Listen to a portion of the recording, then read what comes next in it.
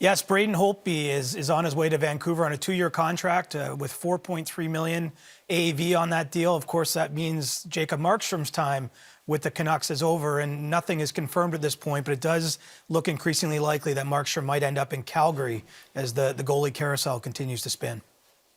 All right, so that's big news. Elliot, did you have anything to add there? Nope. No? It's all Okay. good. So again, CJ and Elliot all over this one. Vancouver, 2 years for Braden Holtby. $4.3 million. Let's break this down. Your first impressions. Start with you, Gary. Your first impressions of Braden Holtby, now the new, I guess, 1-1A with Tyler Demko.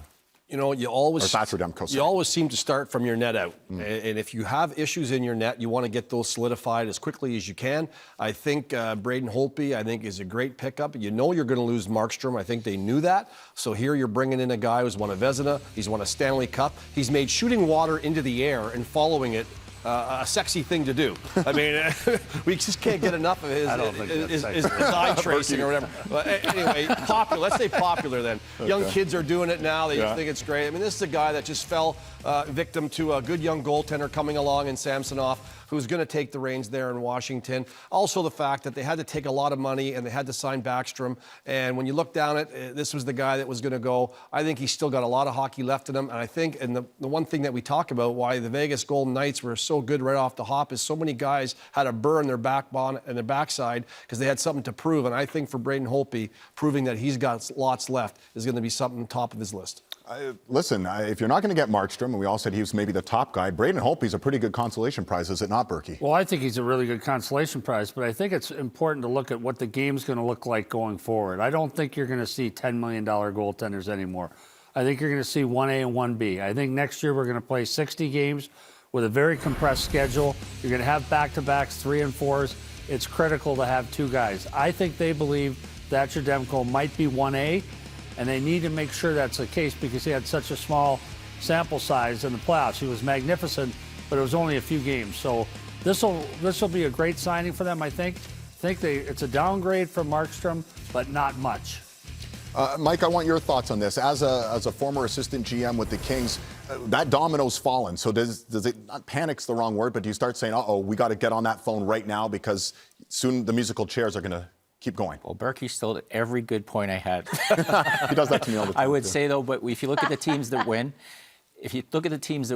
you need a big guy and you need a backup. You just can't do it riding just one guy. You see how the Leafs bring in Jack Campbell to back up Freddie Anderson. Especially, I agree with this compressed schedule. I think the days of guys playing 85% of the games, it's just a shuffling the chairs. The King goes to Washington to be a mentor for Samsonov. Now you've got Demko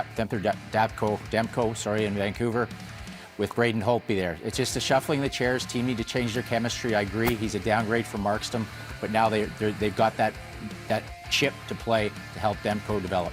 No one has won more games over the last 6 years than Braden Holtby. He's only a year older than Markstrom. All the doom and gloom, he did lead Washington to a cup a few years ago. I think this is a great pickup. Cassie, what are your thoughts? You know, listen, we go back to the start of the show, and Gary and Brian were talking about sort of when you start to feel your organization, you're not part of it. And I remember Kevin Bieksa during the playoffs talking about Rick Bowness in a time where he felt in Vancouver that he wasn't going to be part of the future, and he had that honest conversation with Rick. And, you know, you just kind of, your play, it affects your play. And I honestly believe with Braden Holtby, there's a lot left in him. Last year, to me, was a blip in the radar, didn't play well at all, couldn't find his game.